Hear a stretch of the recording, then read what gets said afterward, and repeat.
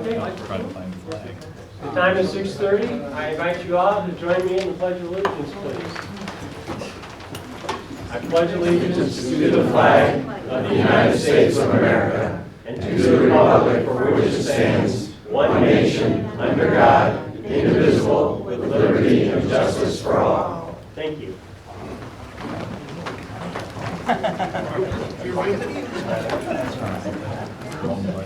That's somebody else with shorts, so I'm just going to copy on it. We need more chairs.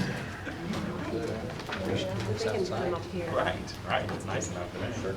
I tried to make a The motion. first item on our agenda, actually the second item, is the review and action on the draft minutes from April 9th. Oh, you're in. I thought you'd. Oh, I know this over remarks. So I'll let Dr. Jones run this thing. Thank you. Thank you, Chief. Welcome, everyone.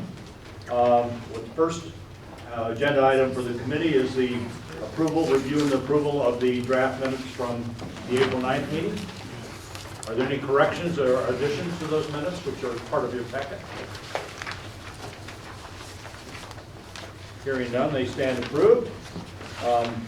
Next is public comments. Have any speaker cards been? I have one.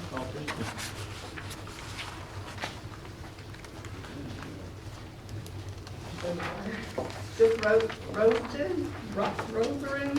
Close enough. Sorry. There's a 5 minute. Norwegian name, it doesn't look like it sounds. There's a 5-minute limitation on it. It'll be 1 minute. I just have one concern, and that's about, I live over in Brightleaf across Manchester. The left turn lane, as I put on the card, coming out from here, going west on Manchester, people have created a second left turn lane, which you may be aware of. It looked like they painted, I went to Dearborn yesterday, they may have painted a second set of brighter arrows, but every third time I pull out from my side of Manchester, north side, somebody is making a left and going west on Manchester, and there's going to be another accident. There was one there a few months back, there was a rollover. I don't know if that was the reason or not, but they need something more than that one sign and the 2 little arrows that are on that lane, because there's plenty of time. That light won't change till it runs out of cars making a left. But some people either just don't want to wait, and they also don't wait for us to make a left, because our light goes off after one car goes through.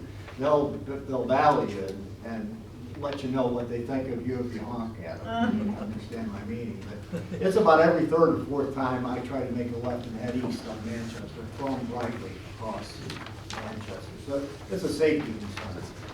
Thank you. Any questions for the speaker from the committee? Ed? As a new resident in Brightleaf, maybe you should be aware that historically, there have been 2 left turn lanes leaving, and that's why the confusion Right, typically but is still there. I've been there since July of last Okay. year, and they're still doing it. My niece lives on this side, back in here, so I'm aware it's historically that it's been 9 or 10 months. Well, some people have had a longer learning. Deborah? Yeah, I'm your councilwoman, and we were talking about that last night at council, and I believe, are gonna have a traffic study to see what we can do at that intersection. Yeah, it may be a MoDOT issue more than a Wildwood issue. Maybe they control it, I don't know. Well, they're the one that asked for the setup that we've got right now, so. The setup's fine, it just needs to be, what used to be a blinking light for about the first month that told people, to make them aware that that is happening. But You want to make a public comment in terms of filling out a card, sir? Or? No, I just wanted to echo, I live in the same neighborhood, moved in July, 5th house in the neighborhood, and he's exactly right. What was there is still resident. I think there's people that are flat out just ignoring it. About 3 out of every 4 times that the law seems to be obeyed. It's 1 out of 4. We see multiple accidents. I've had multiple close calls. I got a young teenage driver just started 2 weeks ago, and he continues to see people over and over again. Even just putting the police officer out there might prevent some of that. Thank you. Any other questions or comments from any members of the task force? Okay. Next, we turn to Joe and the Department of Planning for an overview of tonight's meeting. Well, thank you, Dr. Jones, and thank you all team members for attending tonight. There are two main components of our meeting tonight. The first is to talk about the boundary of town center. Again, one of the 5 main components of the town center plan. The second main component is the street matrix that we've been working on for a couple of months. As you know, in our last meeting, we spent a great deal of time discussing the priority system that had been established, how that priority system identifies streets and roads in town center area, and ultimately the team members gave us direction on what priorities we should consider as the city as we move forward in the next 10-year time frame. Along with those two major items, we have the timeline associated with our process that sets out our schedule from now, May, to roughly the end of this year, 2019. Also, there were a number of questions that have been posed over the last couple of meetings about vacancy rates in town center relative to the commercial component or sector. And our economic development manager, Julia Jacqueline, has put together a table for you that kind of reflects the trend from, I believe, 2016 to the most recent year, 2018. And as you can see, in many locations, the vacancy rates have dropped substantially. And that's a good sign for town center, and I think reflective of the growth of our residential base near the town center. Then finally, as you know, we had a conversation at our April meeting about alleys, the private nature of them when established, and the desire of this team to recommend that they become public.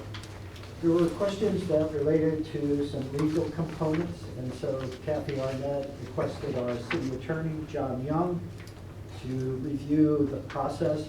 And so Mr. Young provided a very brief summary of the three approaches to converting a private alley to a public lane, so to speak.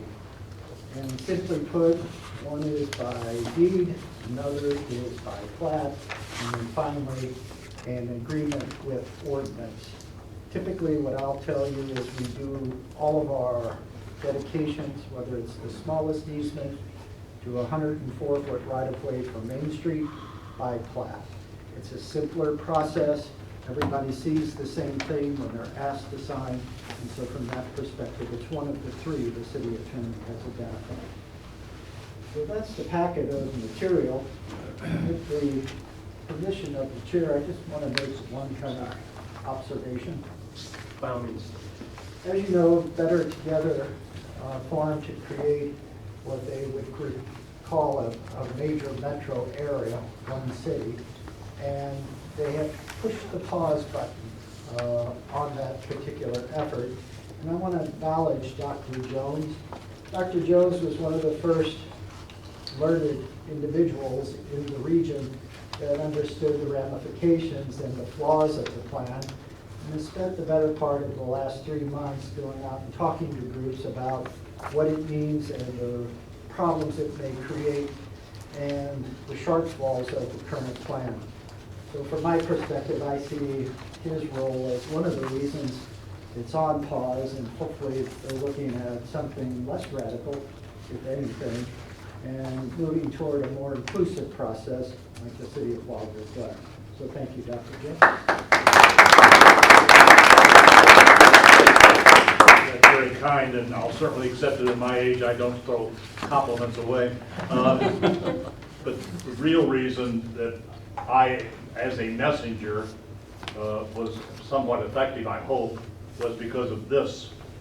I've worked with a lot of the municipalities in St. Louis County, actually a majority of them, and this is democracy in action, more so than in any other parts of our country, and democracy works. And it worked in this case. I hope it keeps working. So, thank you. Back to you, though, Joe, in terms of how you want to proceed with going through those materials. Which ones you want to take on first? Well, again, thank you, Dr. Jones, and Chair Loyal. If I get astray, let me know, and we'll get back on target and line. So tonight, I want to first talk to the team. As you know, back in March, we talked about the discussion on the boundary of town center. And there's been a history with the boundary, so to speak, in that when it was originally set, a number of people were concerned about it. They didn't know what new urbanism was, what that meant for their property in terms of future value, and certainly would they be chased out of their home for new development. And so the initial boundary, as we talked in our April meeting, was a lot of factors, such as existing zonings approved by St. Louis County, availability of utilities, good access, but to a certain degree, and I think I touched upon this very briefly, we actually fine-tuned the boundary based upon property owner input. If they wanted to be in, great. If they didn't, we understood. So that's kind of the foundation.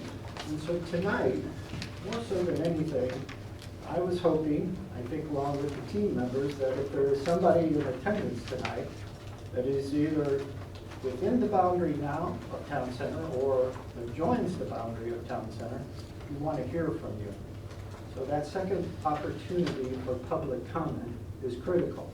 Without your all's input as property owners, we will be making a decision, not so much in a vacuum, but certainly not with all the information we'd like to have.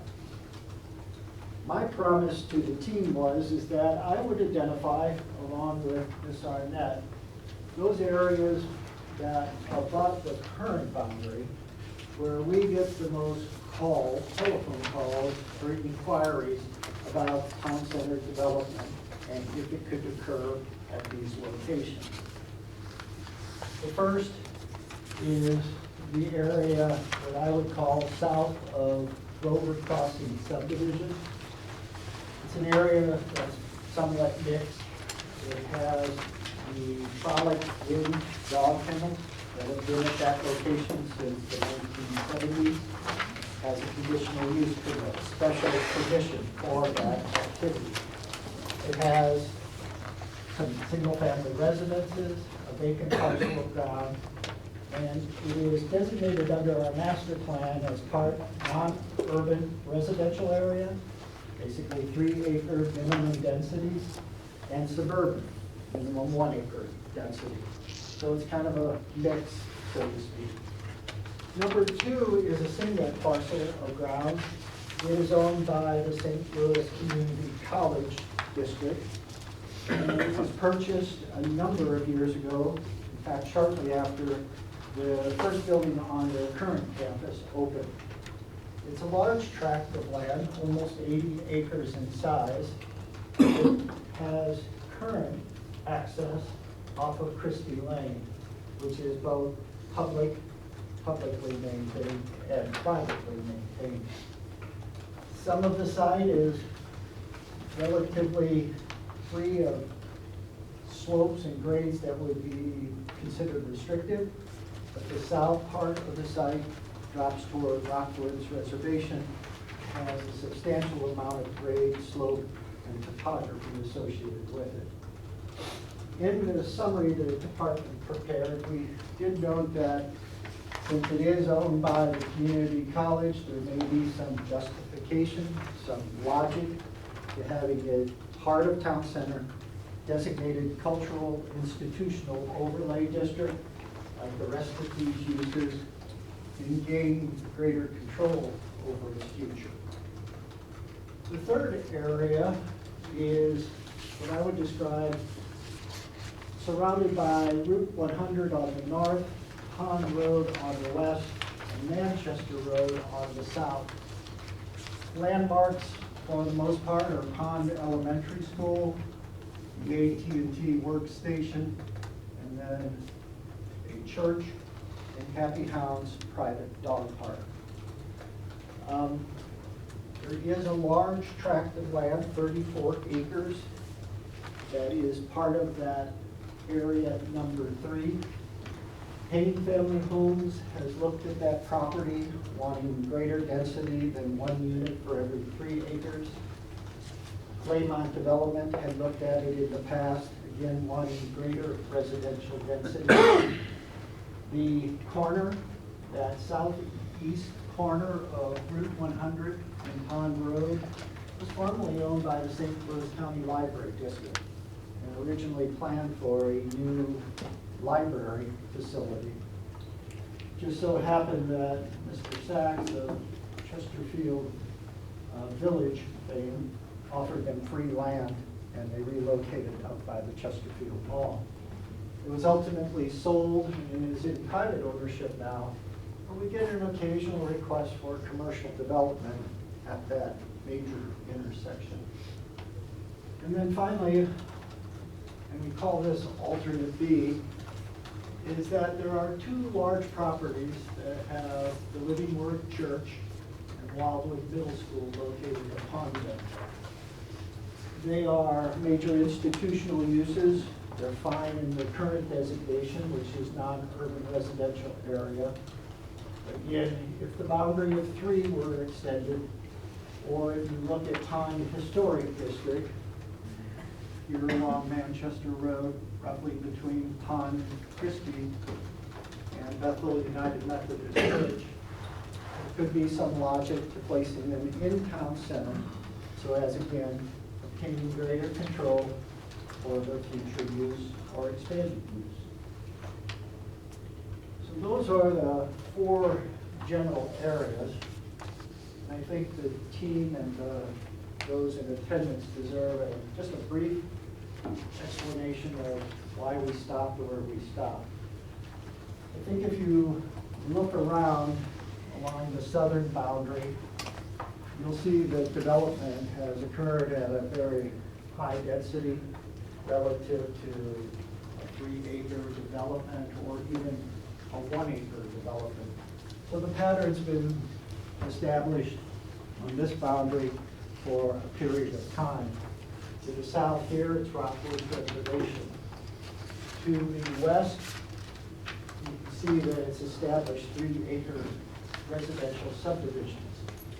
And the majority of those lots, if not almost the entirety of those lots, have single-family dwellings located upon them.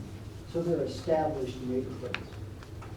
And then finally, I think Route 100 serves as the best boundary in many regards, just by its nature.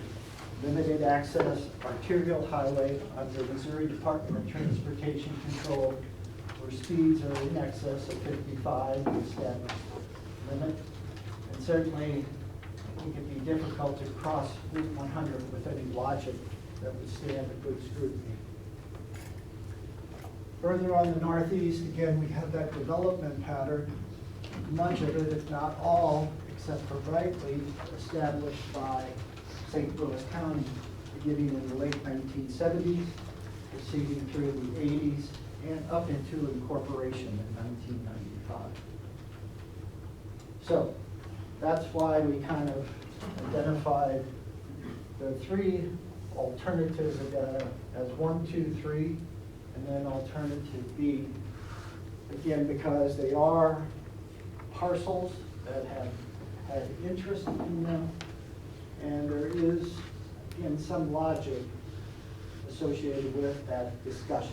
It's not to say that the department is endorsing them.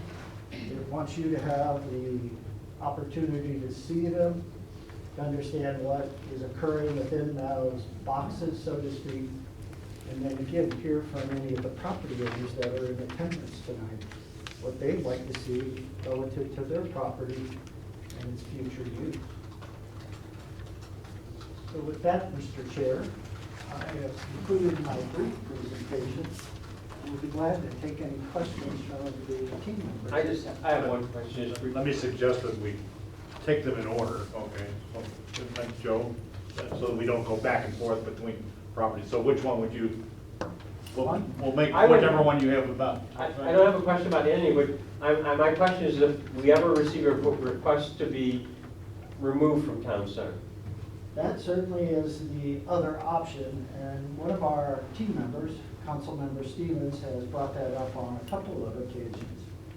I don't believe it's the role of the department to encourage the boundary to be lessened or properties to be taken out. Again, I think that's more of a recommendation or action that should come from the team members, but that's available as well. And as I understand, what has happened in the past is if if a developer has requested something that wasn't consistent with the current town center use classification, they would ask for an exception to the use classification, not to be removed from town center. Is that? That's been principally, as Kathy Arnett just mentioned, I don't think in the 23-plus years that I've been here, other than that first kickoff, we've been asked to remove something from town center. That's not to say that there may not be a parcel or parcels that's justified, but as I explained, there are some ramifications when you move something from town center to another land use category under our master plan in terms of non-conforming or non-conformities.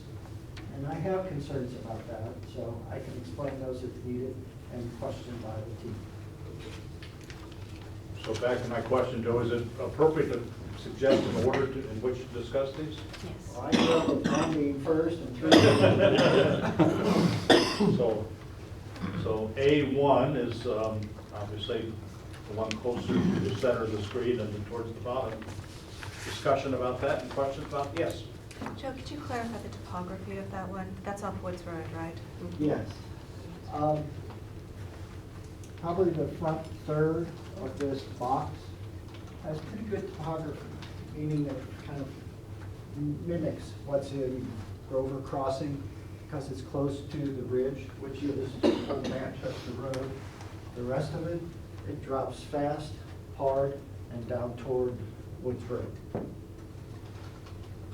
Yes, Elizabeth? Yes, how many acres is total in the section 1? I'm going to give you my best estimate, but I'd say there's probably about 40, and I'll verify that for you. The Frolic Inn property is pretty substantial in size, and then we had a better representation. This was done to kind of identify the areas clearly, but there are several long, narrow lots that basically cover the entire depth of the box. So your best guess would be what would be the usable land area for building or whatever that happens to be in the future? Because I know how it drops off to Woods Road. Just a guess. My assessment would be, without utilizing the PRD, we're probably talking maybe 15 or 20% of it, maybe a little bit more. Maybe if we're lucky, 30% if you're a developer. With the PRD, I think you could probably bump that percentage up to about 40 or 50%. Again, because we could cluster, preserve the more difficult portions of the properties and use the portion more to the north end for the development purposes. Thank you. You're welcome. Yes, Dan? Mike. Oh, Mike, I'm sorry. I'm married. I answered anything. Joe, you said 3, you had a couple of residential developers that were looking for high density. Number 2, you said is owned by the college. Have you gotten requests in number 1 for development, hence why it's on this map? Yes, and it's been residential again. Frolic Inn, I have been told, was on the market, off the market, on the market. And so I assume when one of those times there was discussion about it being on the market, I got a call from a residential developer. I explained to them under the current designation, it's 3-acre density, and they said that just generally didn't work for them. Yes, Dan? Now I got it. So what's the current classification? When we updated the master plan in 2006, we designated this property suburban, which means it can have a density of 1 unit per acre. The remainder of the box, non-urban residential, which is 1 unit for every 3 acres. And we designated this suburban because it adjoins the 7 villages of Cherry Hills. These are the detached units. These are the garden condominiums. This is common ground. And topographically, again, half the site lent itself to a little bit higher density. I would. Yes, right? Rick? Well, so it's 40 acres in total. That's About- my best guess. Plus or minus. About half of it is usable because of the grade, so that's about 20 acres. So at the most, even at the 1 acre minimum, it would be 20 units, single-family homes, that kind of thing we're talking about. And I'm just testing that. So it's about 20 or less homes that we're talking about. And then secondly, what occupies that now? You mentioned there's a dog kennel. Is there any other residential or? There's like, the dog kennel, something like this. And then there's 3 home sites and a vacant parcel, as I recall. So of our 20 acres then, how much of it is already built out? Well, I guess if you were to look at, even though you may have 2 or 3 acres and 1 home on it, that's under our plan built out. Sounds like we're talking about 10 acres open. 22 acres. 22 acres. Wow. I wish my retirement was like that. So 22 acres, my apologies. I'm sorry, 22 acres in total or In habitable? total. So now we're talking maybe. Oh, 10 acres habitable, 10. of which half that is maybe already, so it's pretty actually, it's not a major area of land, in other words. It has not been because of the southern half of the site's topography. Right. But under town center, you're not bound by 1 unit for every 3 acres, 1 unit for every acre. You could go up to 3, 4, 5 units per acre. That's the key. Chief? Joe, of the 5, there's 5 plots in the time, 5, do we know the sentiment of the 5 owners? No, I don't. We sent letters to all of them. There is a gentleman standing up in the back. We're gonna get your attention sometime. That's fine. That's the way to do it. But as soon as we'll pull up the aerial so you can see what we were talking about and flip back and forth. Excuse me.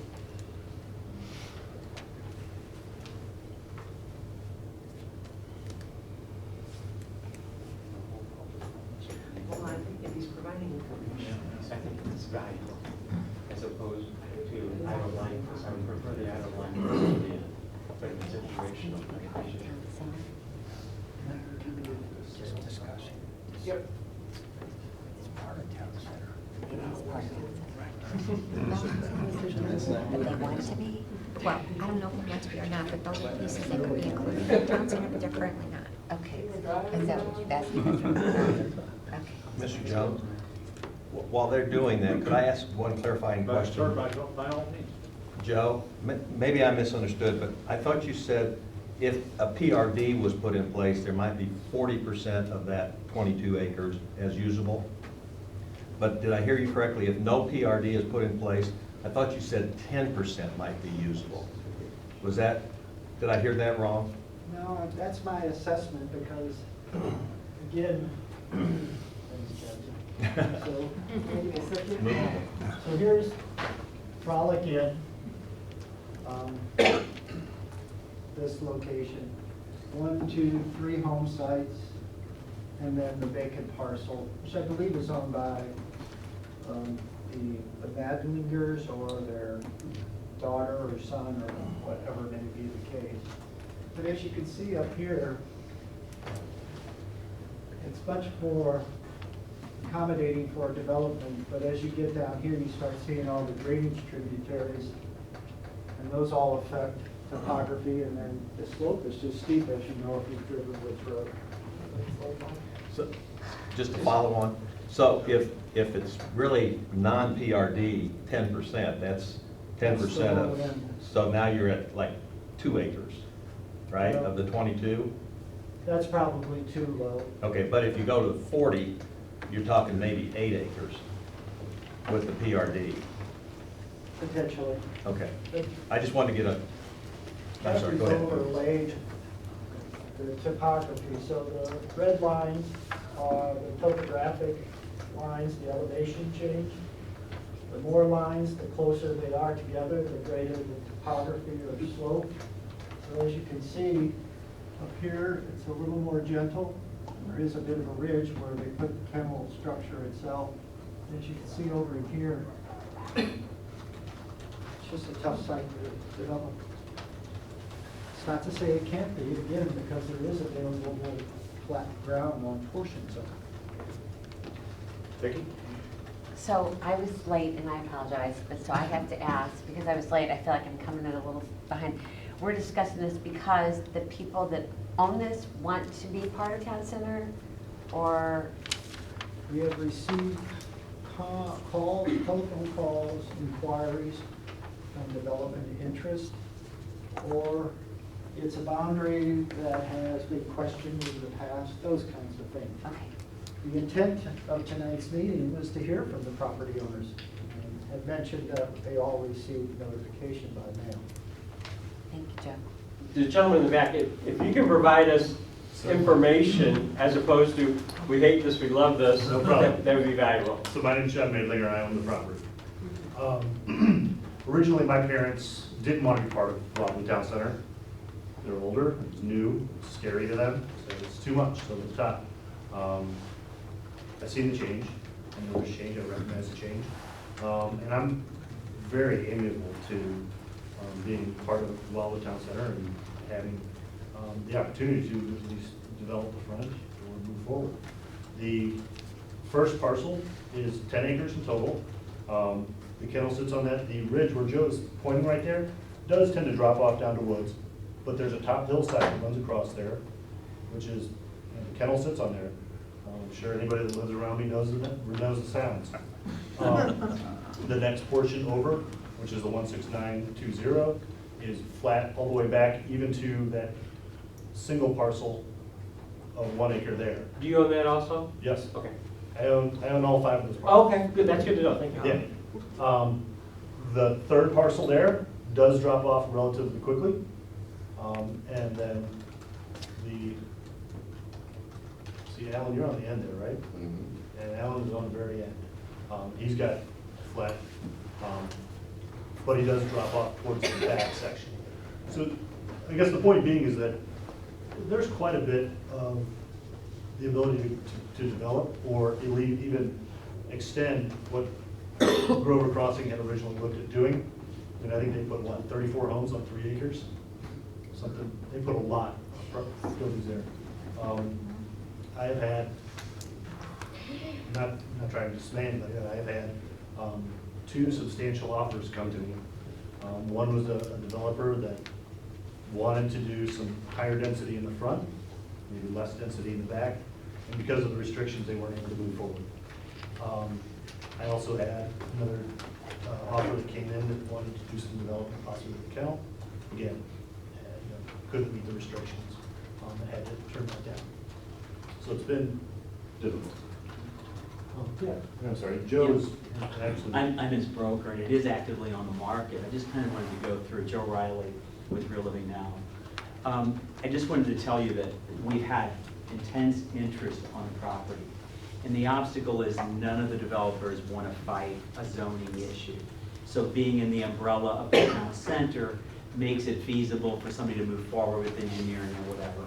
The site's topography basically makes about 1/3 of it unusable. So basically it becomes a natural buffer simply because of the terrain and the ability to develop it. So of John's 41, just about 41 acres, you lose about 1/3 of it just for that. The other thing too, in order for it to make sense for anybody, the access to the flat part is still pretty steep. So somebody would have to do some site improvement, road work, whatever, which becomes quite costly. And then when you say you're wiping out 1/3 of it for terrain, and then you have intense development just for access, it becomes really, there isn't a price point when you get to 3-acre parcels that people are willing to pay at that, with all those development costs being in there. Hence the need for the density, basically. But so much of it would be left basically a natural state, even with development part of it. But primarily what's keeping the property is the fact that no one really wants to go up against a zoning battle and incur all of those costs as a developer when it doesn't fit the current zoning. So being in the town center would allow at least that to move forward. Thank you. Yes.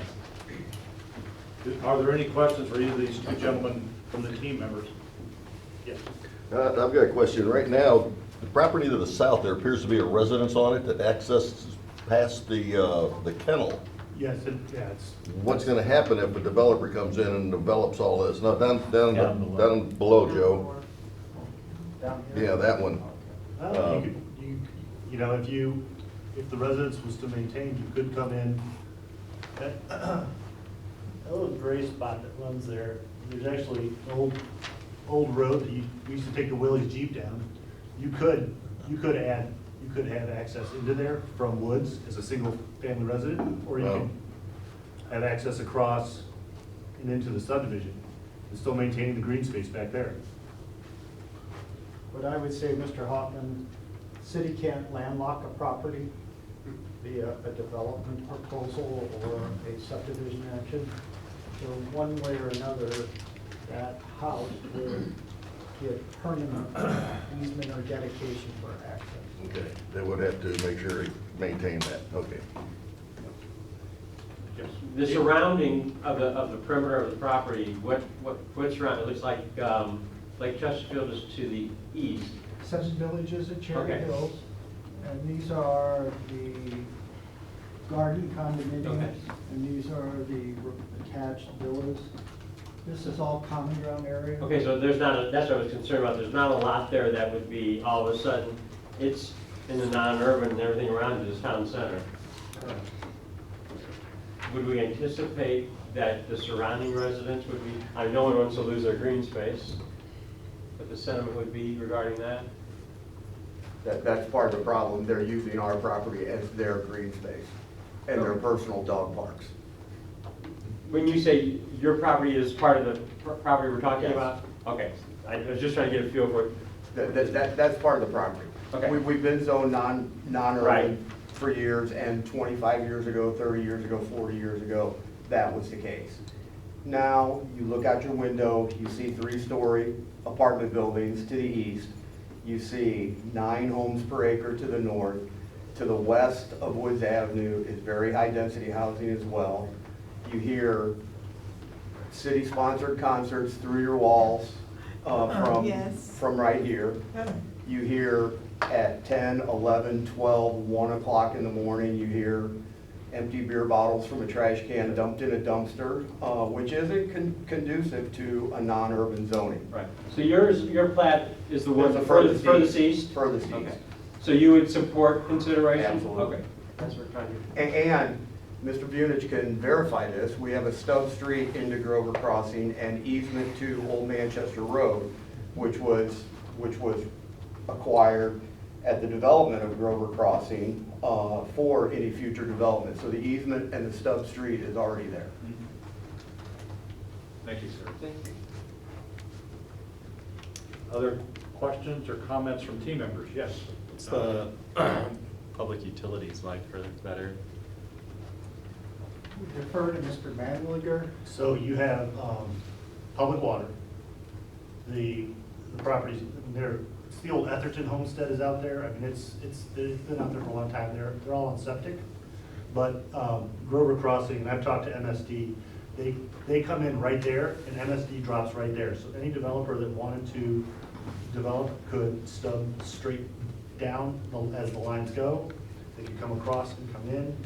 There's MSD access right there. As far as gas, I don't know on gas. We all run on propane or. Gas is right there. The gas should be right there. So I asked Mr. Maylinger to provide what's there, but surrounding it, all the utilities are available. And we were told when the new sewer district 10, 12 years ago was put into place that we were going to be annexed by MSD for that project at that time. It's supposed to occur by Greater Missouri Builders. We'll keep our fingers crossed. Well, I think it's McBride now, isn't it? Yeah, McBride finished the project. I guess is there any reason why this body would not consider doing that? Yes. There are a lot of residents in the area, especially that live near town center, are opposed to high density. And they make the comment that when they moved here, it was supposed to be 1 house per acre or 1 house per 3 acres. And now everywhere they look, losing green space, and houses are being built on top of each other, and that's not why people move to Wildwood. Okay, good. It's already done. Well, we don't need to add any more. No, that's okay, thank you. Yeah, just to build on that, I guess the other consideration again is there's a significant about a lot of people that border that green space, and I think their opinion is important. And the second thing that I'd like to bring up is that stretch of Woods Road. And I know it's unfortunate from a financial perspective, but that is the most beautiful road in Wildwood. Yeah. That stretch from Manchester all the way down to one of our prizes. Yes.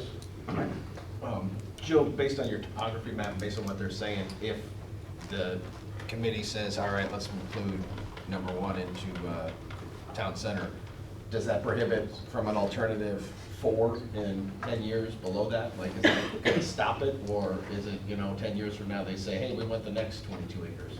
I mean, looking at the topography, it looks like it kind of sets itself up, but you know that area better. Certainly, it's the domino theory. We push one, the next Right. one falls, the following one falls, et cetera, et cetera. But like I say, if you just look at this topographically and you look at this, they're like night and day.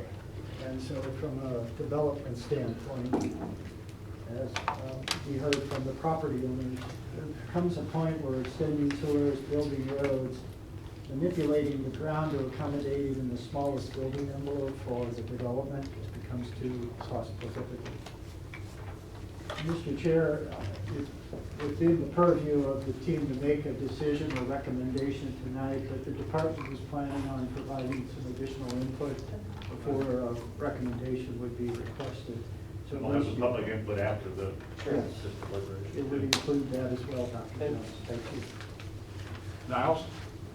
Well, just for reasons to hold off on adding more land to the town center, one, it is incongruent with the master plan, because the master plan does say that the development should be focused on a small area of town center in order to protect the rural areas and the topography and the green space. That's the whole point of the master plan and the town center, is to keep development tight.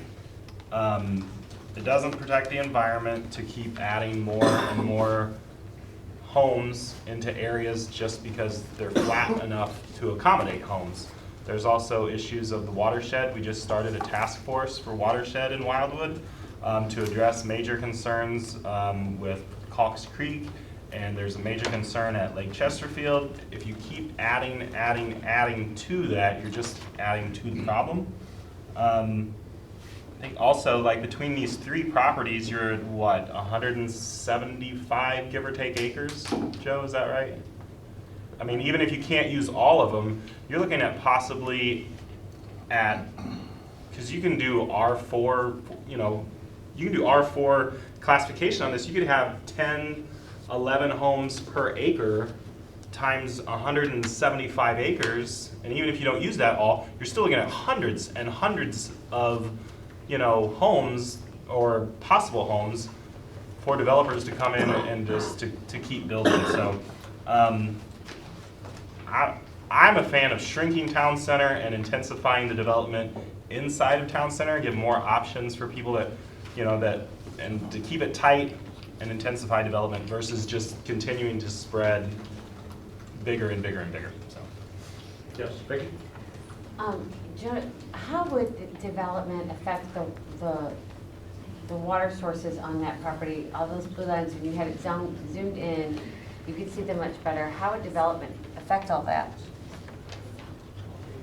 The answer I'd like to provide you is between MSD, Metropolitan St. Louis Sewer District new standards, plus our environmental regulations, the impact would be minimal. I would never say none. So they wouldn't be able to disturb the land around? Yes, our code says that along drainage tributaries or ephemeral drainage ways, you have to stay 50 feet back from the top of bank. And then when we apply our natural resource protection standards, these areas are 100% protected. So in principle, we would create a large buffer around them and then protect them for perpetuity. Thank you. Any other questions or comments from team members? Comment informational? Yes, Yeah, sir. I just had a comment too. On the flat structure even of the property, there would still have to be normal retention basins and that kind of thing. You can't just have all that water run off. And then the perimeter areas, obviously the high terrain, that's the natural flow of the water right now would be undisturbed. But the development part of it would have to have the normal retention basins and all that to meet MSD and State Highway Department standards. Thank you. So, Joe, even if that property becomes town center, and then it's higher density, then is it true that even given the higher density, then if the developer wants exceptions to the rule, he can obtain those, correct, or he, she? If a developer requests exception to the rules, the planning and zoning commission has to recommend favorably, and the city council has to accept. But it is possible. It's certainly possible. We granted exceptions on occasion. It's certainly not unheard of. It's not typical. At least I don't think so. But yeah. Any other questions or comments? Yes. If we were to approve this as part of town center, can we also include a recommendation about the density, et cetera? You certainly can. You have a blank piece of paper, so to speak. All right, thank you. Yes, Niles? If it was to be accepted part of town center, wouldn't it naturally be neighborhood edge, right? And that would be the R4, be 4,000 square feet zoning, right? So you could do up to 10, 12, 11 houses per acre. Neighborhood edge. So what Mr. Stevens is talking about is our regulating plan, the land use component, the regulating plan. This would be, let's say, neighborhood edge, which is primarily and almost entirely a single-family dwelling, detached single-family dwelling district on individual lots. The range of density as we've applied it so far in town center is as described. It's gone from the R1A, 2 units per acre, up to about 7 units per acre. We've never reached the maximum because by the time we factor in our public space requirements, stormwater management, right-of-way dedications, utility corridors, it's just very difficult to maximize density. So if it's not approved to be included as part of town center, based on what we've heard tonight, as a practical matter, it's less likely to be developed because it's just not as attractive. But if a developer does come in, they would still have to go through the normal planning and zoning process, is that right? Yes, sir.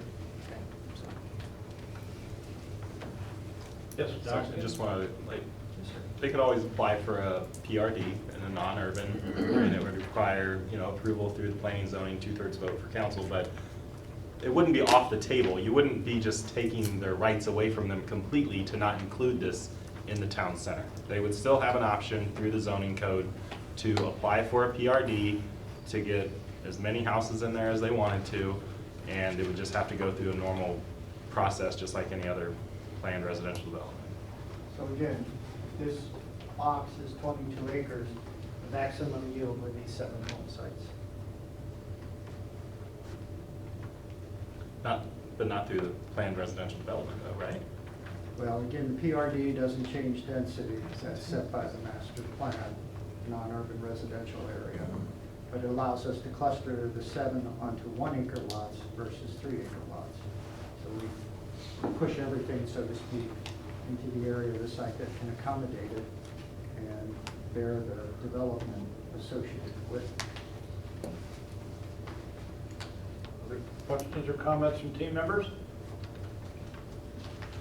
Let's go to number 2. So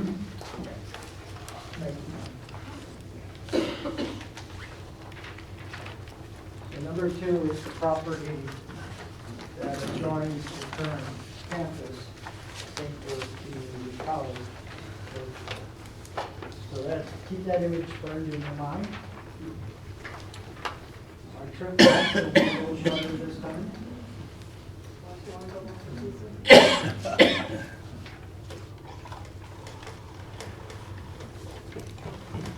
So,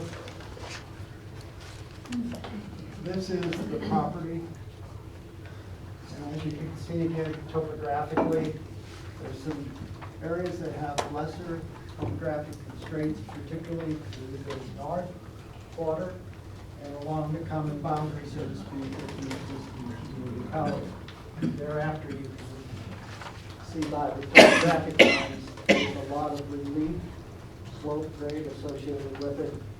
And again, from a development standpoint, to the north, right up there in that very top portion, that's the Rockwood School District Hospital Lodge. 3-acre home sites. 3-acre home sites, 3-acre home sites, Rockwood's Reservation, and the community college. Yes, Dan? Has the college expressed any interest in expanding? No. Do they see any future use for the property as an educational use versus, I guess the question is, do they want to use it or do they want to sell it? I don't know. This is the original purchase of the community college district. It was about 66 acres. They were intending to have 5 buildings, 5 campus buildings on it by now. They still have 1. When they purchased the property to its west, they never contacted the city, at least not the Department of Planning, and asked about future development potential, what could it be used for, what couldn't it be used for. And since that time, I've not talked to anyone. So from a defensive move to preserve green space, we could recommend it to make it a cultural institution. I'm not saying it's the right thing, but it could, we could make that recommendation. You certainly could, and again, there is an argument that the non-urban residential area protects it very well. The other side of that argument would be under town center. That has the greatest number of standards, guidelines, regulations for any development in the city of Wildwood. Now this is a push from the department's perspective because again, it is an institutionally owned parcel of ground. The development is the development philosophy of the district, the community college district, certainly hasn't been what they believed it would be when they first bought the property. Because again, they were thinking that they had a 5-phase development of their 66-acre site, and they're still on phase 1. Mike, thank you. So if you leave it out of town center and the community college builds some buildings in there, could you then make it part of town center with cultural? If you include it in town center now, if I'm understanding this correctly, and you zone it, or the cultural, but then the college decides, well, so much for building over there, we're out of money, we're gonna go ahead and sell that parcel, then another town center committee in 10 years could say, let's make that neighborhood edge, let's get that high density, correct? Sure could. And that's what the YMCA did, and the community college. Both were outside the town center boundary when they developed. They're both conditional uses in the non-urban resident district zone, not the master plan land use classification. But ultimately, they were brought into town center just as you described. So what is the rationale for including number 2 into town center from your perspective, I guess? Well, it was common ownership, a consistent or identical boundary. And other than that, it's just again something that when Kathy and I reviewed the map, we thought it was at least identifying for you all to consider. Vicki? So once again, I'm looking at this piece of property and I'm seeing all this water. And so how are those water tributary sources, how are they more protected when they're in town center or when they're not in town center?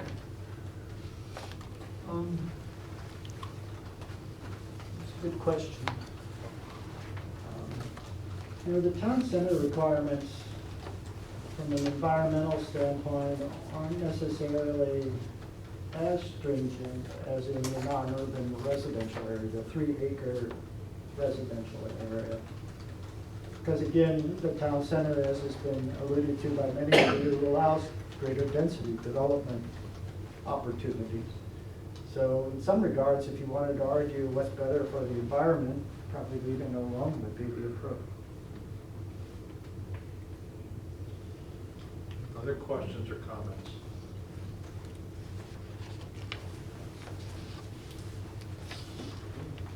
Real Yeah, quick, right. Dan? what would be the recommended designation for that property to minimize building on it? It would be the Cultural Institutional Overlay District, which is that blue area that's on the regulating plan of town center. And probably a strong recommendation from the team that it be, you know, the areas of mature woodlands and ephemeral drainage ways be protected to the same extent as a non-urban area. Okay. Something akin to that. Any others? One more thing, Joe, sorry, maybe I'm just not understanding 100%. The cultural institutional use, the Meadows of Wildwood's in the blue, right? So again, if you make that, somebody could put the Meadows of Wildwood duplicate in that little area. Well, they certainly would argue you did it once, why not for me? Correct. So again, potentially bringing higher density stuff further west, as some people alluded to, expanding more higher density. Because then you're getting a lot closer to those 3-acre lots. Am I reading that right? You are, sir. Okay. Al, did you? Well, I'm also, just keep in mind, not just density, but there's also a commitment in the town, in the master plan for public utilities for the town center area. And so currently we're looking at extending sewers west of Manchester, and it's very expensive, and you know, some owners don't necessarily want that because it would add $30,000 worth of debt to their property through tax liens, because you know, the way that those utilities get set up, if just a number of the owners all vote and say, yes, we want the sewers, whether you want it or not, it's still coming to your property and can cause, you know, major problems for residents that are west of 109 that, you know, don't want to see that additional development come that way. So I guess just a quick observation. The community college there, we know that at one time they were thinking about 5 buildings on their campus. We know that they've only built one of those buildings to date, but we really don't have any insight into what their plans are. We haven't talked to them. We don't know if they've got a strategic plan that calls for selling the campus or doing anything. We don't know what we don't know about this particular parcel based on the present owner. That's the observation. And then I just want to clarify something that I thought I heard you say, Joe. Leaving this parcel, or maybe all of these parcels alone, is better for the environment. Did I don't want to put words in your mouth, but I thought I heard you say that. In this particular instance, Only for this one. questioning by Ms. Helfrey, there may be an argument that environmentally, leaving it in the non-urban residential area, the 3-acre category would be more environmentally appropriate. In number 2 only. Number 2 Not so far. all of them. Correct. Necessarily. Okay. Comments? Number 3. Number 3, as I described, is a block, so to speak, between Manchester Road, Pond Road, and Route 100.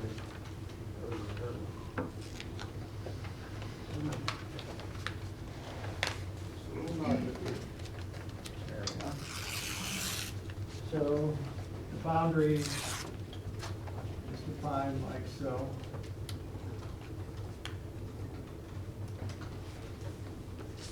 And a part of this, these properties are already in town center as well as this one. So here's the place of worship, the church. This is all now Happy Town. 2 single-family dwellings, property on the southeast corner of the intersection, and then the large 34-acre parcel of ground. As I mentioned, this has had development interest in it on multiple occasions. In the most recent, I believe, is Payne Family Homes. We occasionally hear from a commercial developer about that and its potential.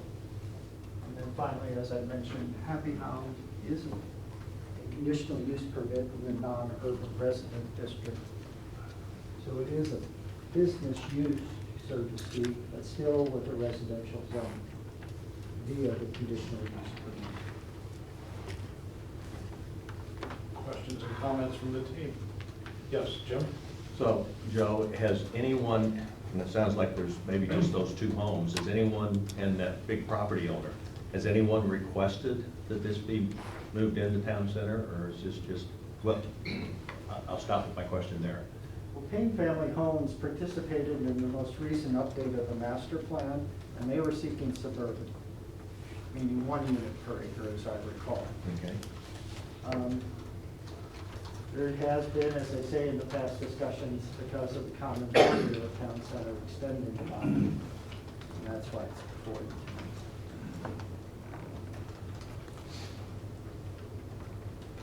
tonight. Informational, sir?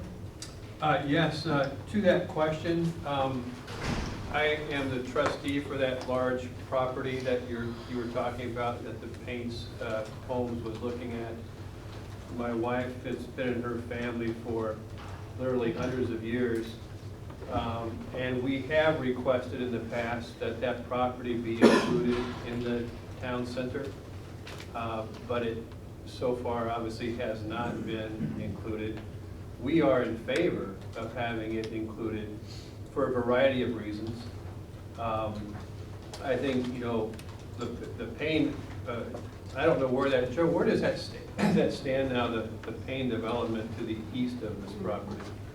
It's on hold here at the town center update team. We have it scheduled for June or July, depending on our schedule, and then it'll go back to the planning and zoning commission. You know, they were interested in utilizing, well, I'll call it our property, it's actually my wife's property, but for that development. And when they found out that they couldn't do that, they had to, my understanding is that they had to redo the plans and come up with a different layout and some different uses. But they were very much in favor of that. I'd also point out that that area, that little square where the AT&T building is, that's zoned as workplace right now. And I think that's literally, really the only workplace designated area in Wildwood that abuts right up to a non-urban 3-acre zoned area. And in my opinion, that is incongruent with a non-urban area to expect 3-acre homes to be built on an area that butts right up to a workplace designated area in the town center.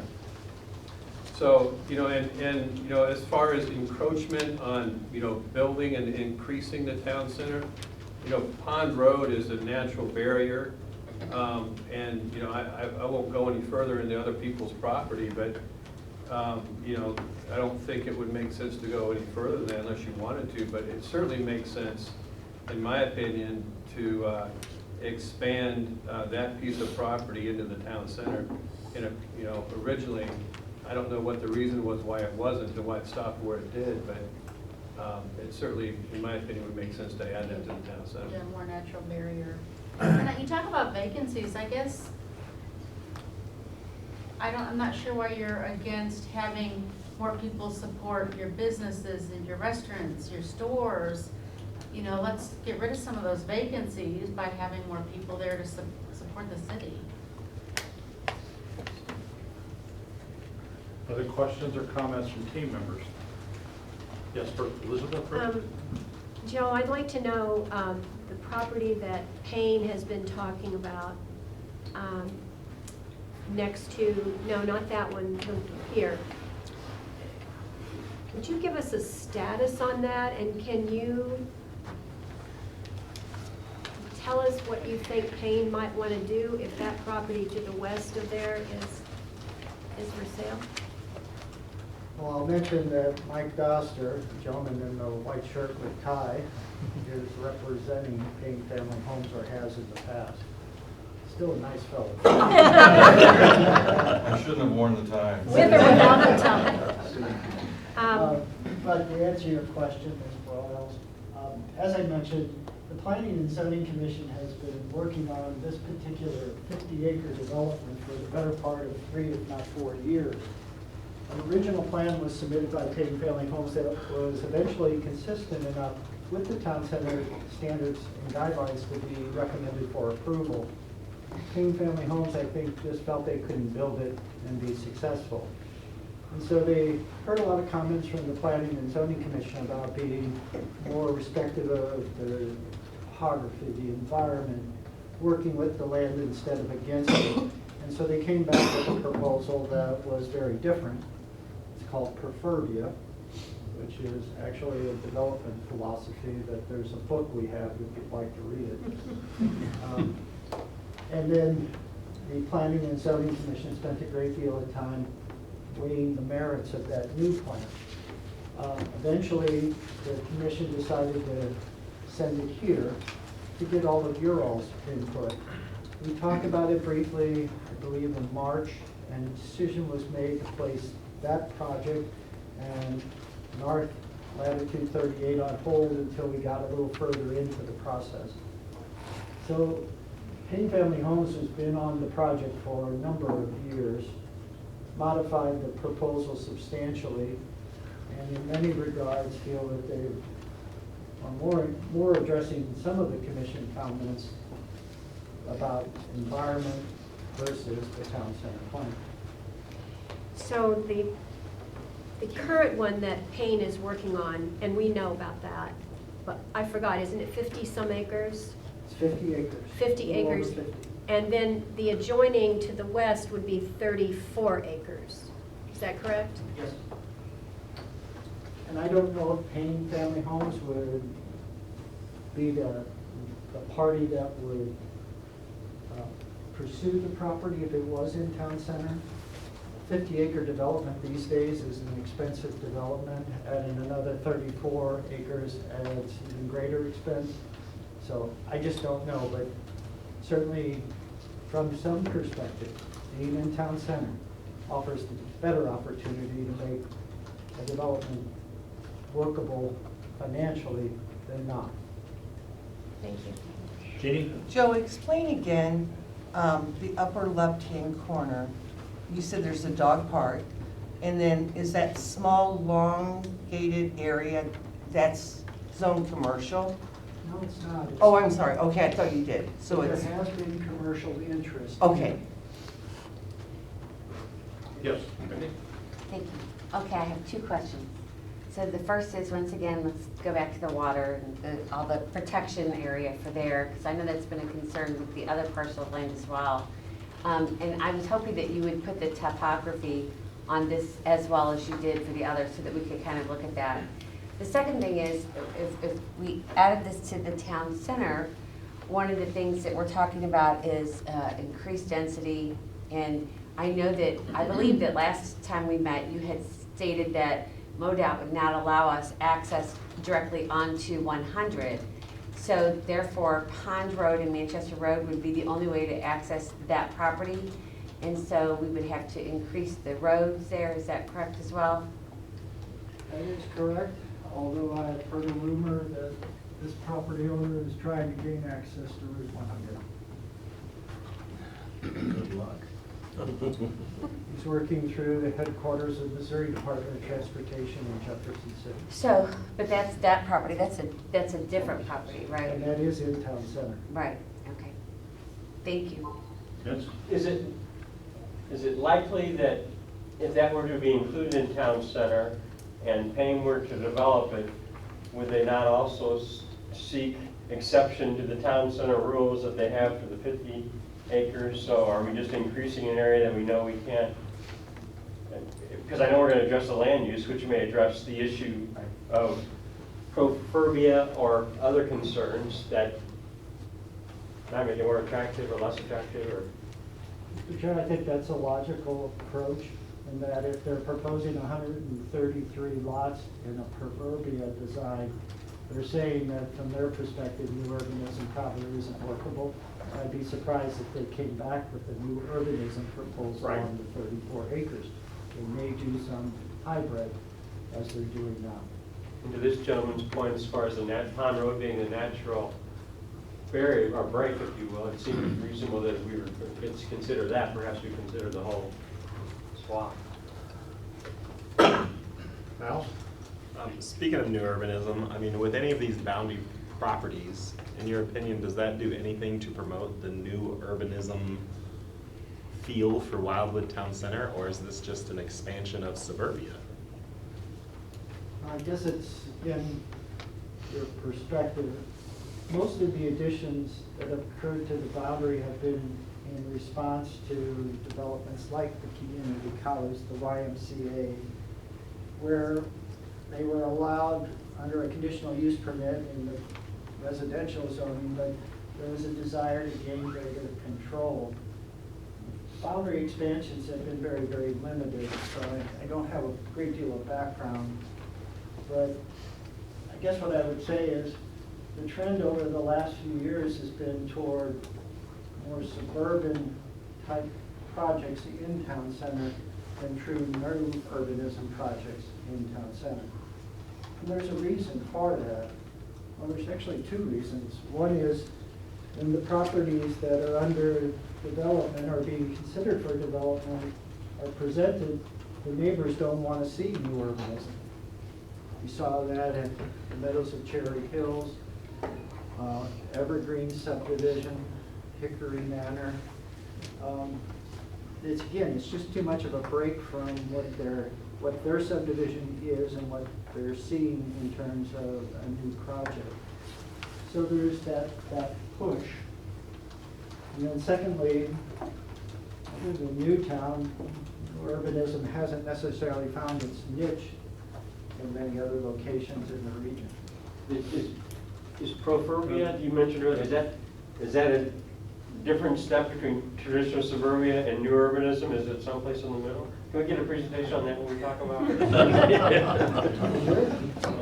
I wish we would have live streamed that meeting, that would have made it easier, but actually in the gentleman's book, Mr. Harrison, who's promoting the concept of proferbia, Rick Harrison, I believe, he actually uses new urbanism and specifically Andres Duani as rationales for why proferbia is better. So I don't think he's an advocate of new urbanism, is I guess what I'm saying. But it's an alternative to the traditional suburban. Yes, it is very different.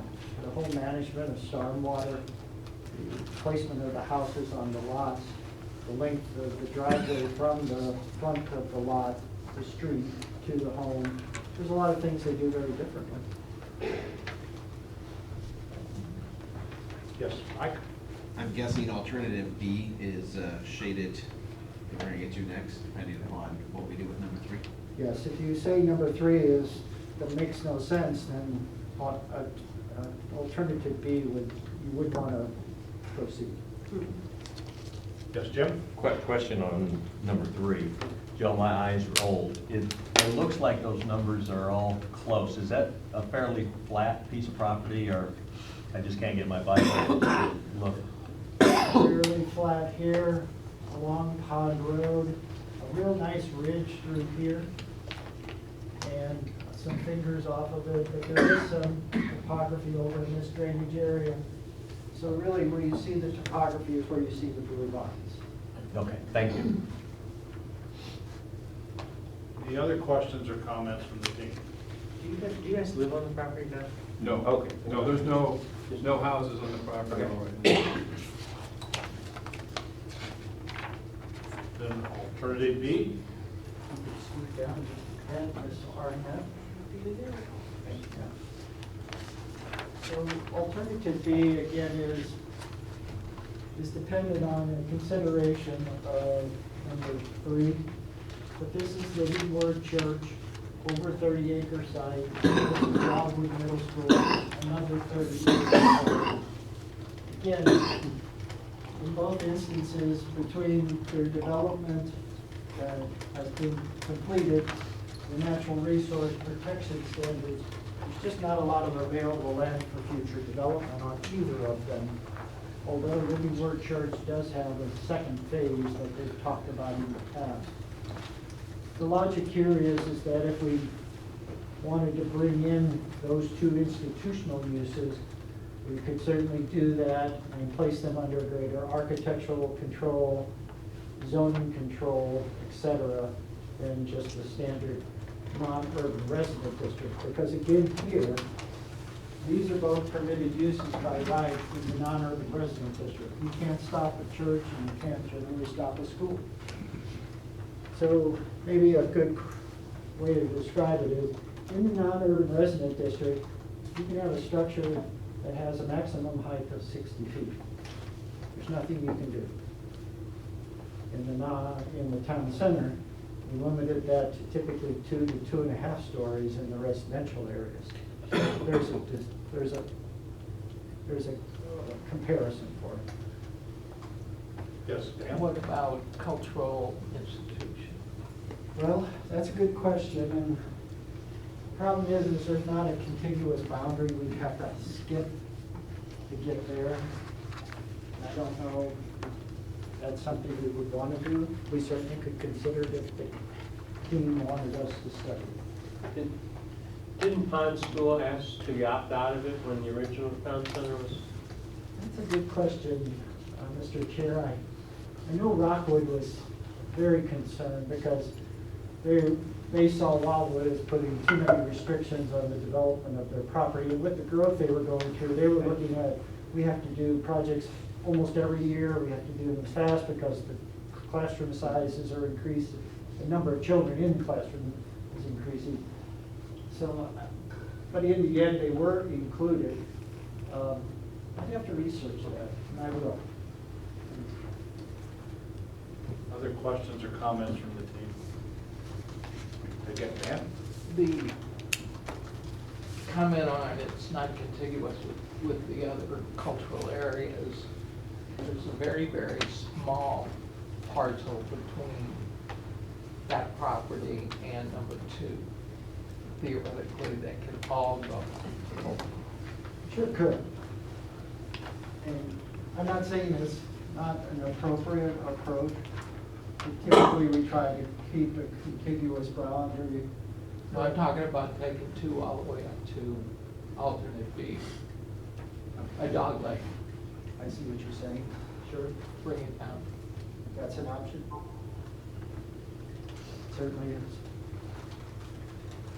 Could you repeat what you just said yes to? Or could be? Yeah, just Please.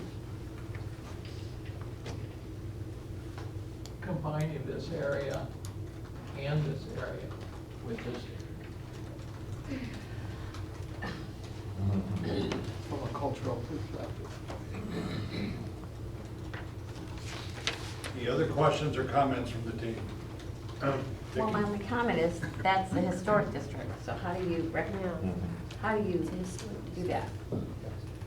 And that's the assumption is that we have said, that we would say yes to 2, right, for your plan to work. For that to work, the assumption is that we would say yes to 2, and then we would rezone the historic district to also cultural, is that? No, 2 would go cultural to match up with the schools. And then the space where, okay. Right there, that's the churches we were looking at, correct? Churches No. up here. Oh, The I'm sorry, residences. I'm sorry, okay. That's my bad.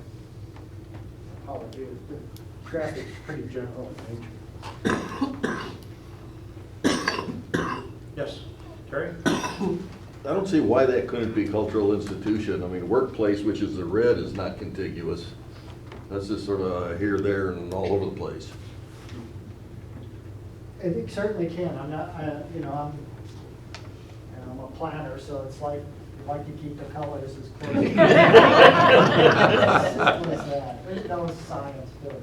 But like in this case, Mr. Donnell mentioned it.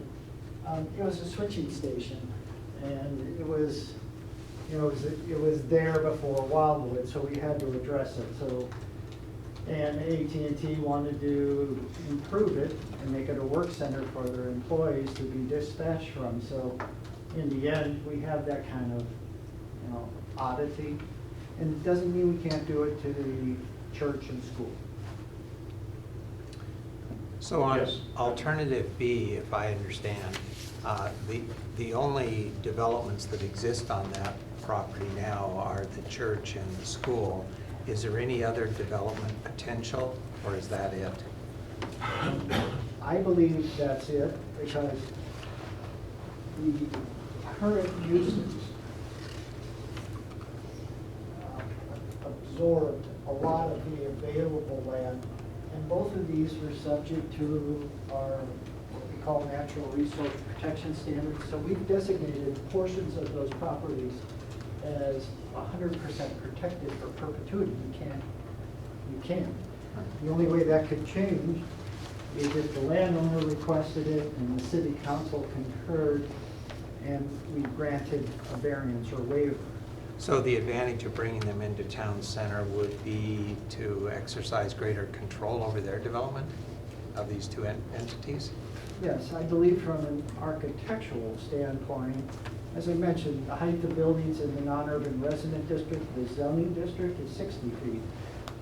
In town center, you could go 5 stories, which is 60 feet, but that's only in the downtown district, the commercial district.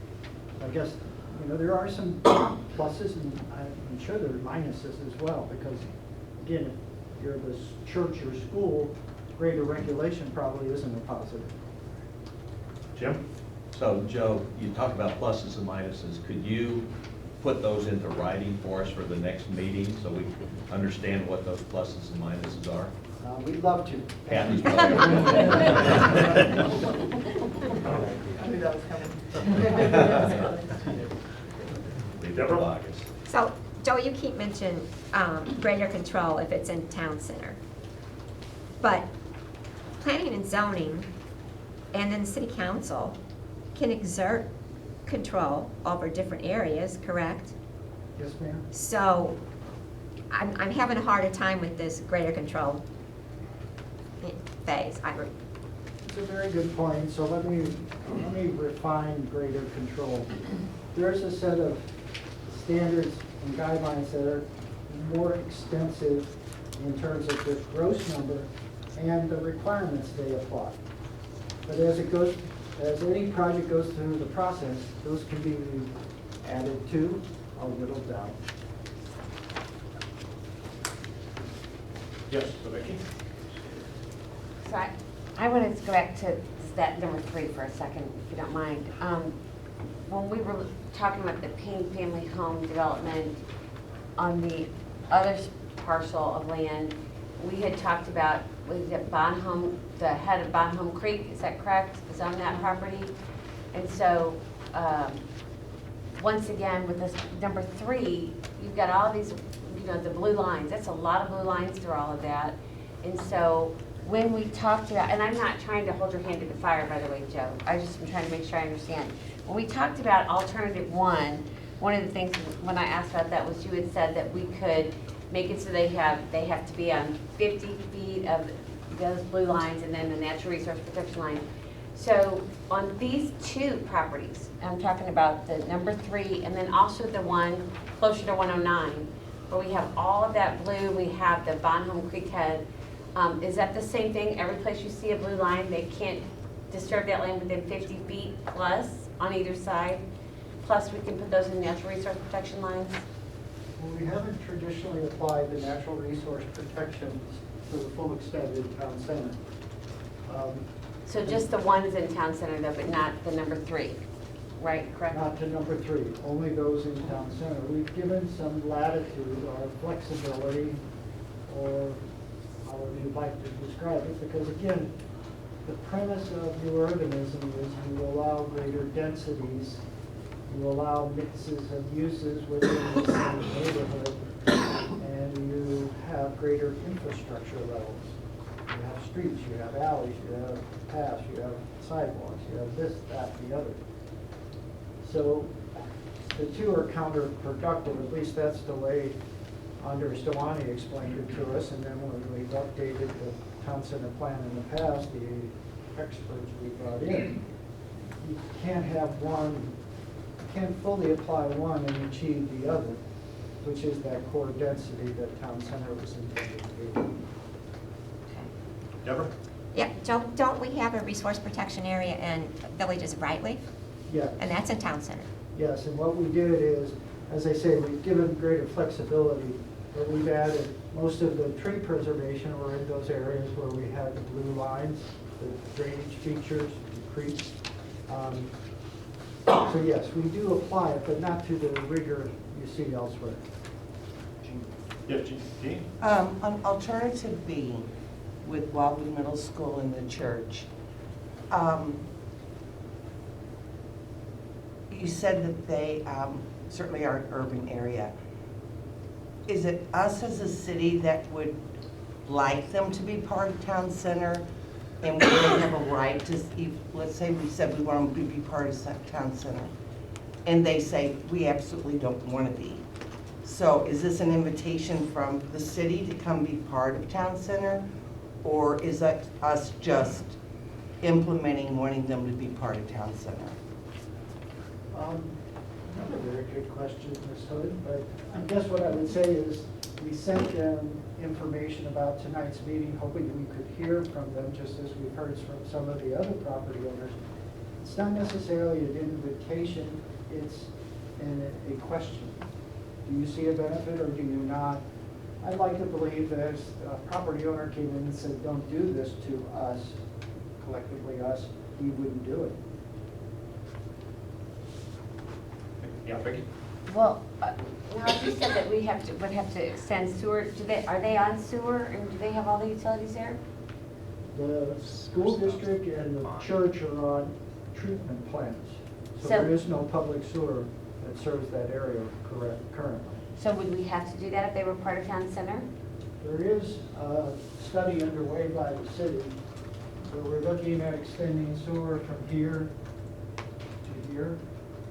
This area is part of MSD. It was annexed recently to accommodate the future development of the Pond Inn and other properties. This section is not, but the district has said they have capacity to accommodate it. And so we're looking at now potentially 2 phases, one from the current end of the sewer line to here, and then a second to here. Yeah, Jean? Well, only because I was on another committee. Yes, ma'am. And it's my understanding, and one of the heavy discussions was MSD going toward Wildwood Middle School at the cost of the residents that live in that area. So it's not a cost that MSD is going to take on. So that could be years and years that we look at MSD going up to the school. Am I right? MSD is not. You're very right. MSD will not build a sewer. They'll let anybody else in the world do it if it meets their standards and they're agreeable to accepting it because they have capacity to accommodate it. But we had an open house on the sewer project back in January. We had the numbers.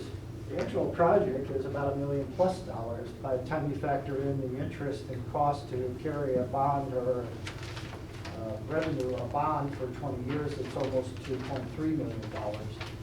And so those costs have to be applied to the property owners, and that's a 20-year commitment. Yes, Elizabeth? It seems to me that alternative B, if Wildwood Middle is there and they own the majority of that land, Rockwood School District, and then there are so many restrictions where that, I'm looking at alternative B, where that one church is. What's the advantage of alternative B for Wildwood Town Center? There may not be one.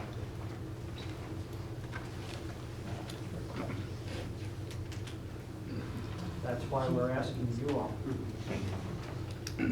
Other questions or comments? No, thank you. Just to kind of wrap up on expanding the town center discussion, like every city council member, just as a whole, but all 16 members of council say basically the same two things when they go to the residents. I'm going to follow the master plan, and I'm going to protect the environment.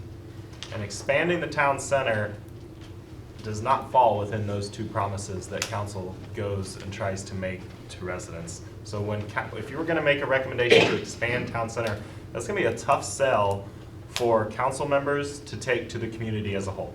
For the property owners who want to be included in town center, that's an easy sell. Yes, of course, include me because I want to, maximize the value of my property. That's very understandable. But for the council members, we're going to have to go out into the community and present this to Wildwood as a whole. That's a tough sale to the people who have moved out here for the rural nature and less development. So just keep that in mind before we make any final recommendations. Ed? And when you talk about higher density, I believe there was a survey done a while ago that went out to 13,000 households, of which 701 responded to, 169 had no opinion at all. And as far as higher density, 127 were strongly opposed to it, 155 were somewhat, and then in favor of higher density, there were 64 in favor, 185 somewhat. So the difference between the two was 33 different households were against higher density out of the entire population of the city of Wildwood.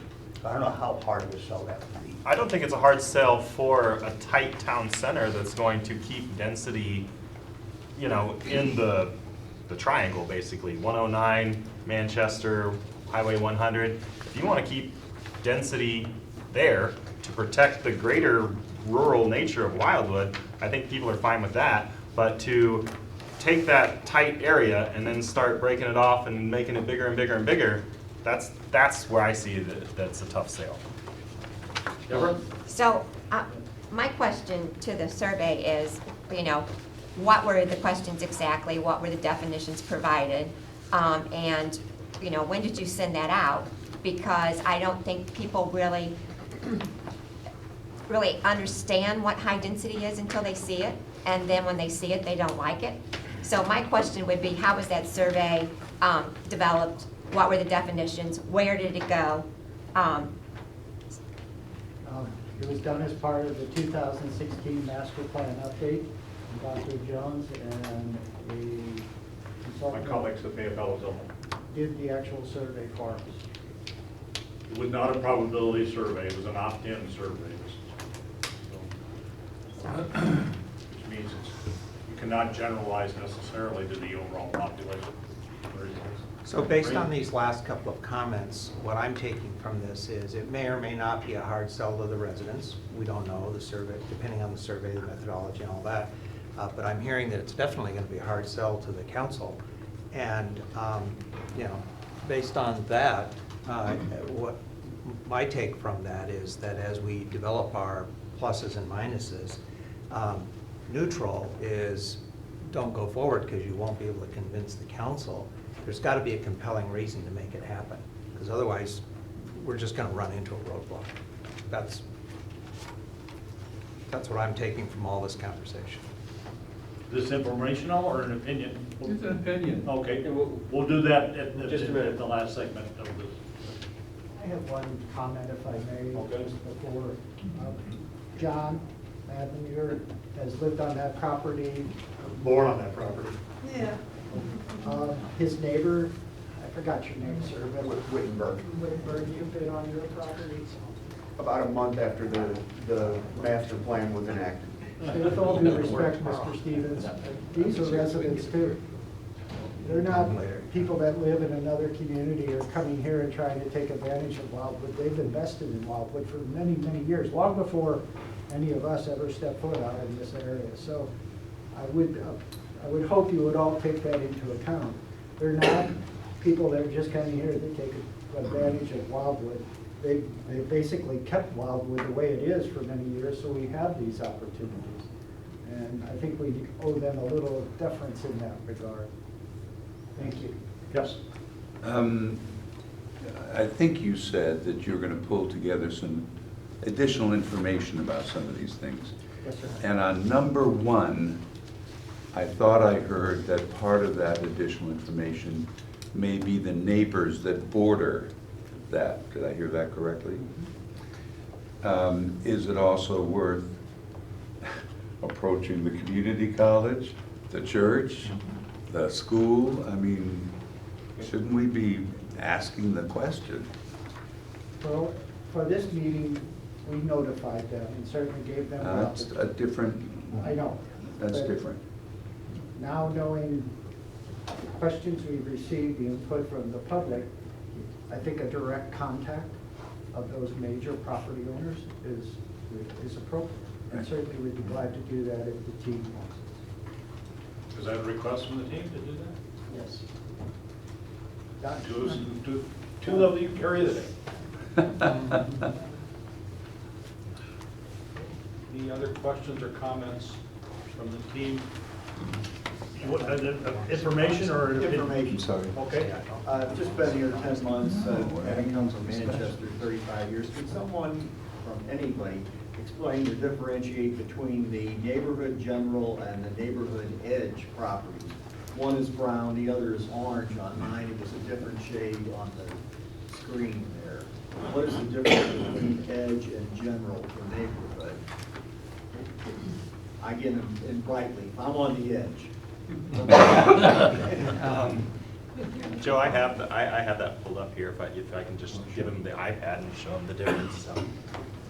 It would be helpful though if you said it out loud for everybody. Okay. So, this is the. Speak up, please. Now, Niall, speak up. Okay, I'll just show him real quick. Oh, okay. One is I'm going to look myself. None of it is the same. So most everything in neighborhood edge and neighborhood general is the same as far as permitted land uses, except for, well, when it comes to housing. No, actually, sorry. Yep, that's it. Single-family detached houses are both acceptable in neighborhood edge and neighborhood general. Multi-family houses are available in neighborhood general, not neighborhood edge. So single-family versus multi-family. And then neighborhood general does give you a little bit more leeway on commercial property. Thank you, Don. Thank you. Any other comments or questions about Deborah? I just want to piggyback on the question about neighborhood general and neighborhood edge. When the Villages of Brightleaf went in, the residents around that area wanted to more transition because when they started developing Brightleaf, they requested neighborhood edge abutting the current properties that were there. So it would phase in and meet with the houses around there already.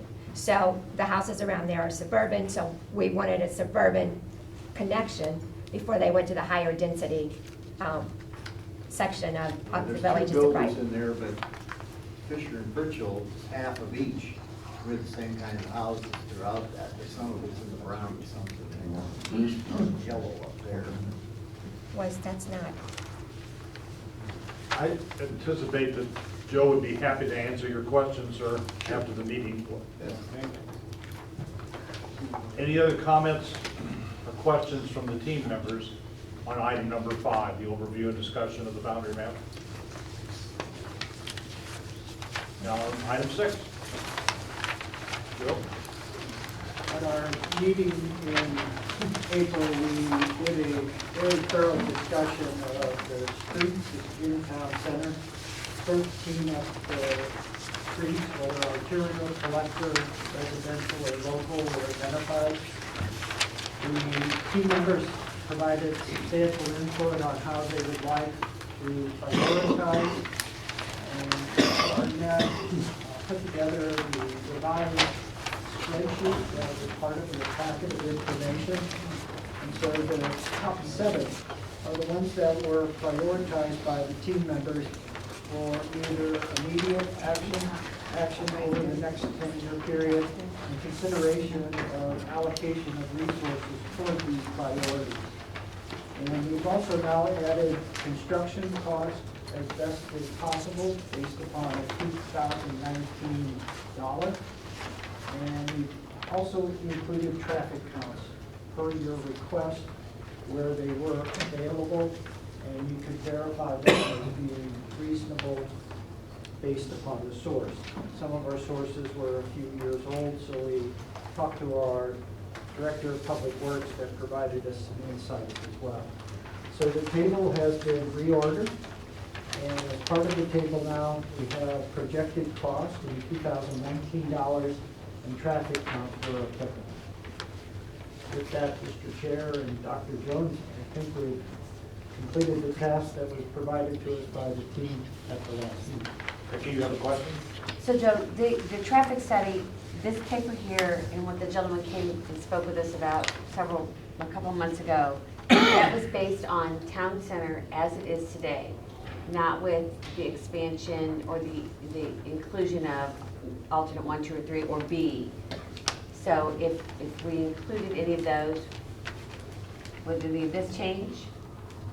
Well, remember, the traffic analysis that was done by HR Green also took it out a 20-year window. And the Dan Shane, the traffic engineer that completed the study for the city, also looked at surrounding properties as well as growth of traffic from other sources. Like with Route 100, that's an inter-county arterial, meaning we take traffic from Franklin County as well as municipalities to the east. So there are some growth numbers as part of that 20-year window. Thank you. Other questions or comments on the decision matrix for the street network? Yes. Well, Ray and then Dan. Well, I just have one quick comment. I thought this was really helpful, really nicely done, and thank you for doing this. Again, as I said in April, Mr. Loughton gave us the format and the idea, so we took it from there, so thank him. Team effort. You Thanks, guys everyone. did the work. Thank I you. guess my question was to lead into the next slide. You guys have translated this into a schedule. Yeah. Any other comments or questions about the decision matrix? Okay, we've already had some questions from team members about the information provided to date. Are there any others?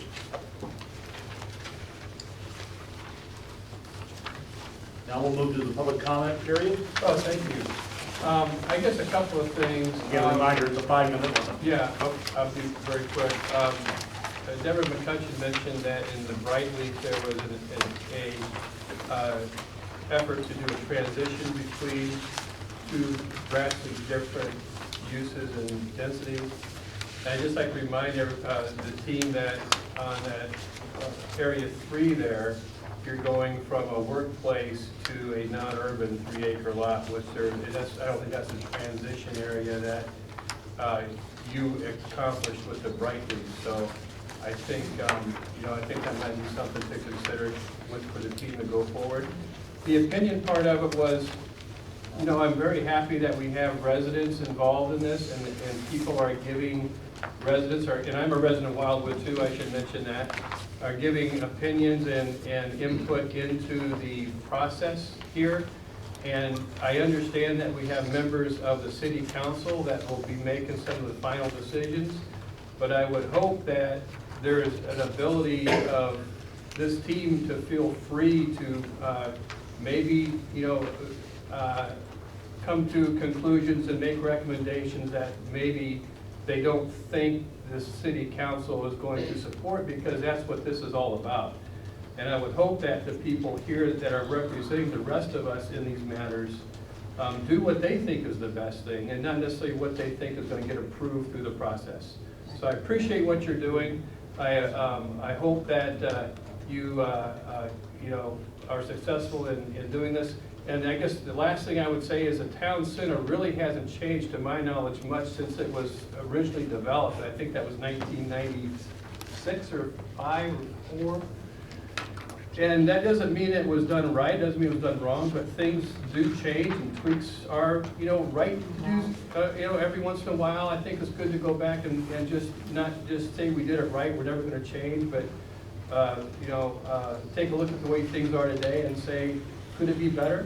And look at things from maybe a different perspective. So again, I appreciate what you're doing, and I wish you a great success with it. Thank you. Deborah, you had a comment or a question? Yeah, I had a comment to that. So it took a lot of effort, and maybe, what was it, 2 years, 3 years, to be able to get us a suburban area, then a transition area. So it wasn't an easy thing to do, and the way we did that was because we had a lot of input from the residents who lived around there. So how I, you know, as a committee member, I'm stating how I feel, but as a representative, when my residents come to me and say, you know, the majority of them, this is what they want, then I go with this is what they want, because that's why they elected me. But as I'm speaking as a task member, I'm giving input based on what residents have said to me as well. So I can't say that I have a done deal and that this is the way I feel about it, because I have to get the input from my residents before I start voting on, you know, on anything. Thank you. Are there any other public comments? Are there any other comments from members of the team? The agenda reminds you the next meeting date is June 11th on Tuesday. Joe, do you have anything to add at this point? So, in response to Mr. Robinson's question, with the presentation of the street matrix tonight and no comments, we'll assume for now that that's completed. You'll always have another opportunity to review it and discuss it as we get nearer the conclusion of our review process. The next meeting, we'll be back on the boundary, and we'll have those pluses and minuses and contact information of the surrounding property owners and any responses we receive. And then we'll do a little brief overview of what the regulating plan is, and how it relates to land use categories and zoning districts, and how they're not the same, but they're kind of all linked together, and hopefully make it more sensible than I probably do most days. I just, can you make this a little bit bigger so it's easier to read? We'll do our best. 2 pages. Yeah, 2 pages is fine, just so we can like read it. Mike? Yeah, one thing, Joe, I just want to point out, being the business representative here of this, I think this kind of got glossed over. Julian put together the vacancy thing, and I've seen it in my plaza. I own American Family Insurance Agency over in West Ridge office. Seeing the vacancy numbers go down is a very nice thing and a good thing for the business owners. So I just want to point that out, because that kind of got lost in the shuffle. But if you look at that, I don't know if the members of the audience saw it, but it's way down. I think there's sheets on the outside. Just grab that there is business development here in Westwood.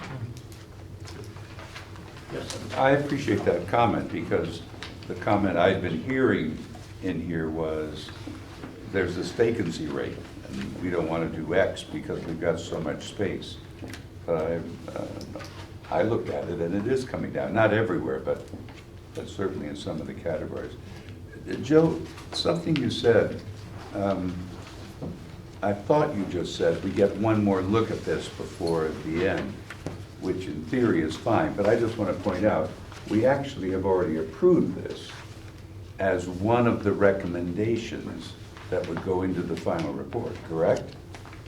You endorsed 7 priority projects Yes. over the next 10 years by your action at the last meeting. Right. And since there were no comments regarding the top 7 and no request for additional information, we're going to take that as we can move on to the next step, which is the third component of the Right. 5, and that's the regulator. I'm all for, taking a look at the final set of recommendations, but I do want to point out, I actually typed them out for tonight. We've made a couple of decisions already. Right. So I said And to that. that end, I wanted to ask Joe, based on the progress, in your opinion, the timing for discussion regarding Latitude 38 and the Penn Family Home Development is June too ambitious? Perhaps July? I think, and again, this is just, I believe, Kathy and I's opinion after discussing it. I think you need to understand the regulating plan and its role in how proposals are considered by the commission, planning and zoning commission. So unfortunately, for the property owners, I think we need one more month. And I agree. I just want to make sure, we had mentioned to them that we would begin the process if possible in June, but I think, to your point, I would agree with July. Do you have any other comments, Mr. Chair? Yes, ma'am. Well, I don't know if this is appropriate or not, because we're on Muir Acres Drive. And how do we know what our future is? I don't know. I mean, I talked to Travis on the phone, and he said, well, you have to wait until the developer comes. And so, I mean, I don't know what our future is. So, and our property abuts this property that they want to make commercial, So, and do we just sit there and wait until somebody knocks on our door or what? I don't know. And we're both 80 years old and we have to make some plans. And knock on the door, I'll be there. Well, yeah, Larry.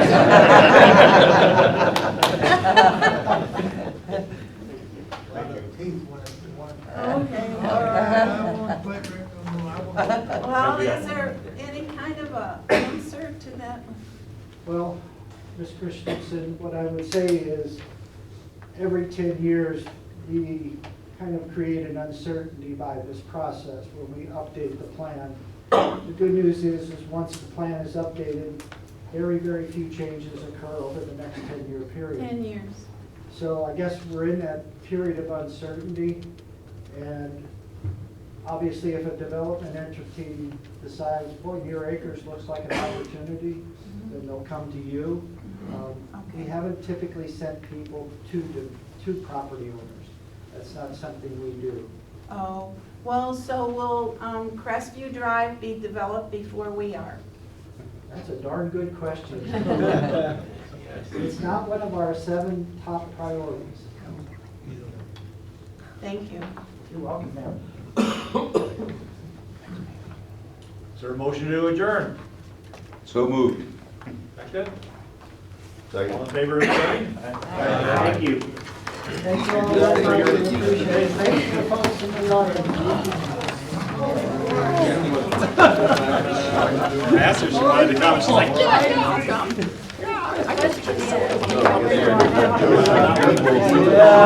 Look at that. I remember before you went to the first one, it was.